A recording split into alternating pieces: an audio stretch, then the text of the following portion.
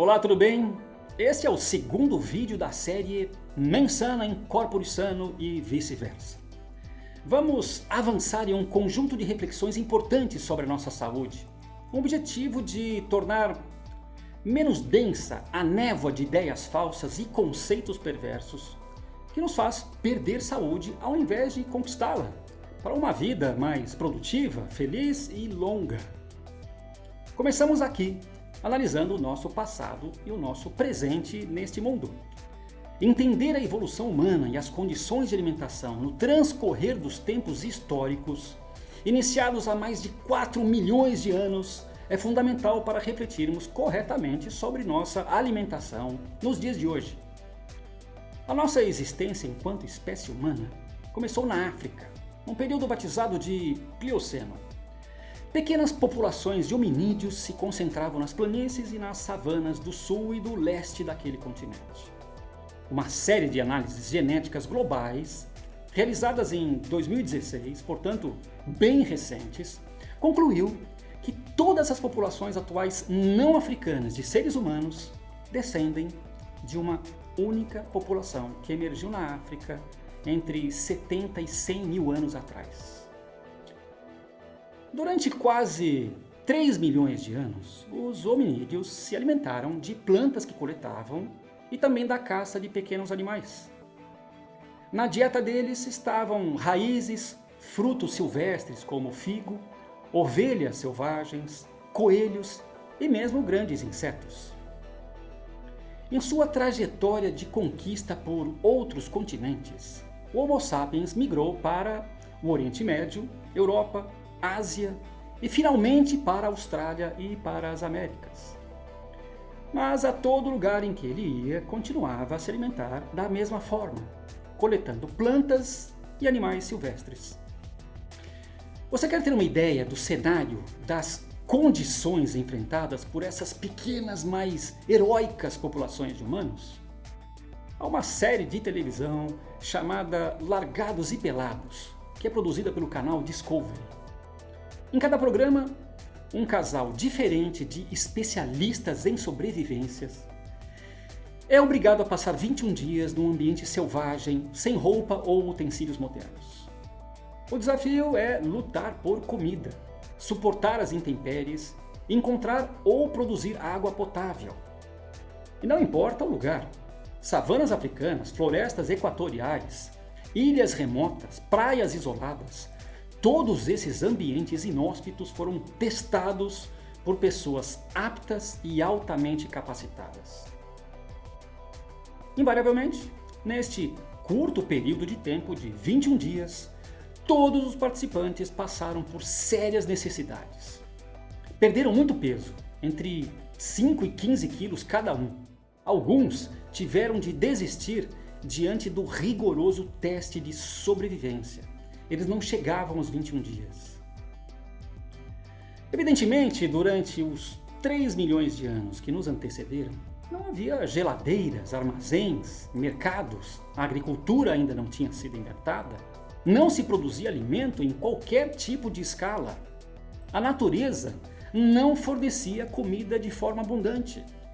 E assim, por evolução e seleção natural, nós chegamos aos dias de hoje, de posse da mais impressionante e conhecida máquina em termos de produtividade, que é o nosso corpo humano. Para você ter uma ideia, nós devolvemos ao ambiente apenas 6% do que consumimos. Ou seja, o organismo humano foi talhado para aproveitar quase tudo o que consegue ingerir e digerir. E o que não é prontamente utilizado é reservado na forma de gordura corporal. Vamos voltar novamente às nossas populações de antepassados. Ficou claro que encontrar alimentos era uma dura tarefa diária.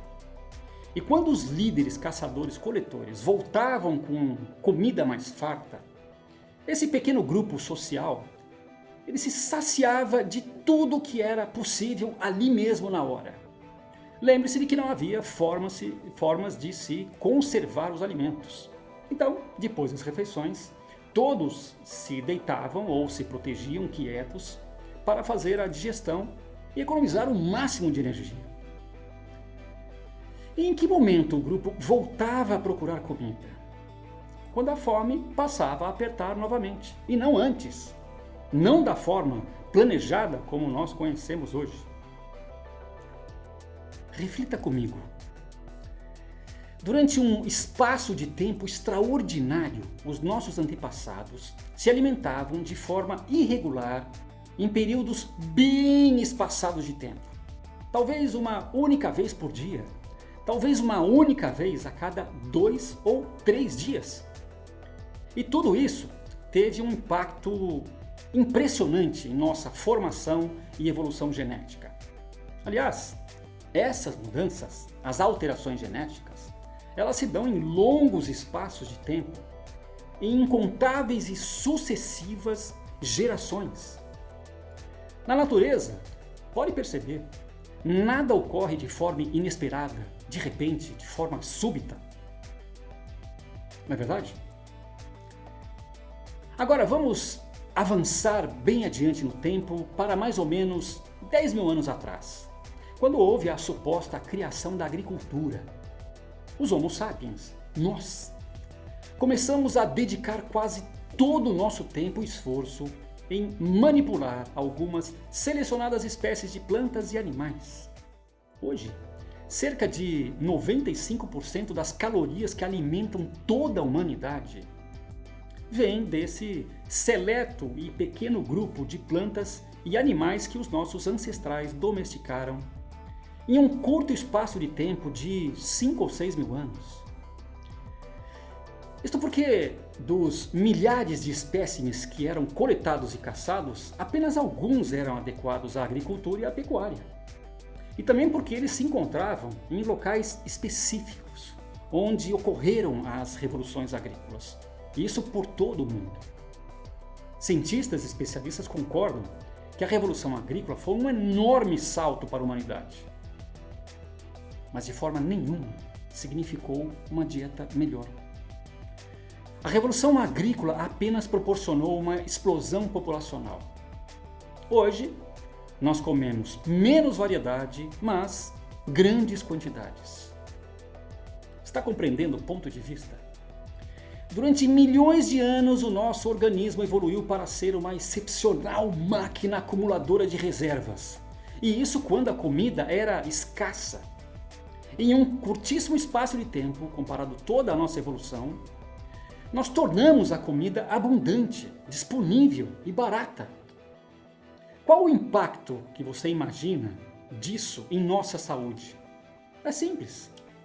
Começando pela obesidade e se estendendo por todas as doenças modernas, males e distorções orgânicas que simplesmente não existiam há 1000 ou 2000 anos. Vamos fazer o seguinte, vamos colocar tudo isso em uma escala gráfica, tudo que a gente viu até agora nessa escala. Aqui está uma linha de tempo em que 3 milhões e meio de anos foram transformados em apenas 12 meses. Isso dá mais ou menos 300 mil anos para cada mês, certo? Lá no início estão os hominídeos ardipithecus e australopithecus, recém-formados bípedes.